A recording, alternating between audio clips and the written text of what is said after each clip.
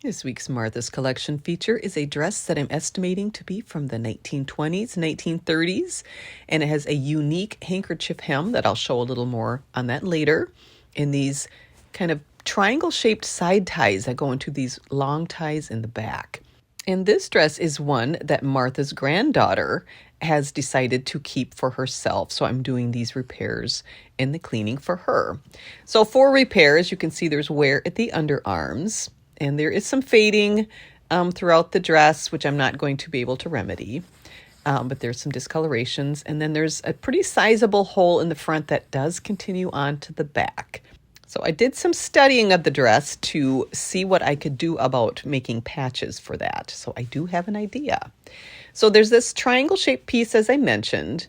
And before I get to that, before the washing, I wanted to see what it is made out of. And it appears to be silk. I thought perhaps it was going to be rayon. And so I used this LeBlanc silk and lingerie wash. There's these cute little trial-sized ones of different scents. And just a note, all these products that I use, I'm not sponsored by anybody. So I just kind of get recommendations from people to try things. And this is one that was recommended to me. And so I'm trying it.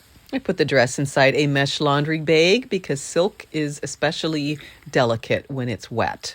So this is going to help me to kind of get it in and out of the water more safely and still be able to clean it. And just a note that this was definitely in need of cleaning with the scent on it too. So you can see here as I'm gently moving it around, which sort of mimics a washing action. It's not obviously, like an agitation motion, but it definitely is getting some of this dirt and some of the smells out of it as well. So the time's up, which was a 20-minute per the instructions on the bottle. And so now for the rinsing, I did several rounds of that. And then one final kind of round, I did a little bit of vinegar in the water, and then another round of rinsing after that. And then I let it drip in the mesh laundry bag for a while, and then towel rolled it, and then let it air dry. So now that it's dry, I took it to the ironing board, and then I'm going to iron that area that needs to be patched. And to better get at the fabric, I did decide to open up the side seams on the bodice so that I could get at the fabric better. And oh my goodness, those stitches were tiny.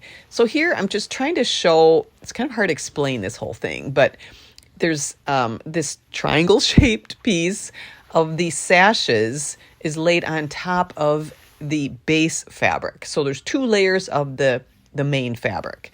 So I'm going to be able to use the under layer.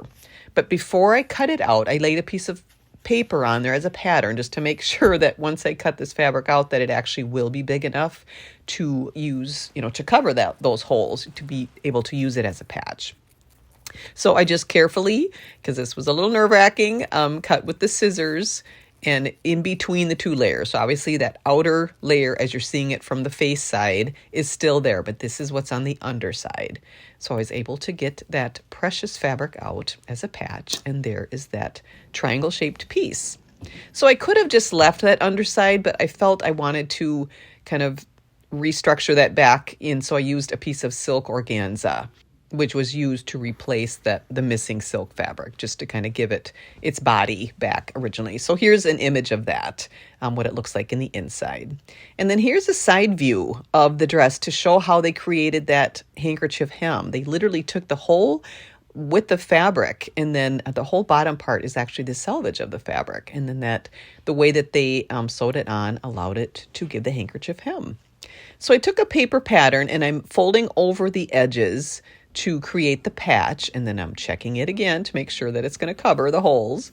And I laid it on the dress in the direction of what the triangle shape looks like above it at the waist. So it's kind of, they're both pointing in the same direction. And then I top stitched that in place. So here's an image of that patch. And I did the same thing on the left side, just so that it looked more intentional and original to the dress. So it wasn't just one patch. So I did a mirror image of that, and there you can see that there.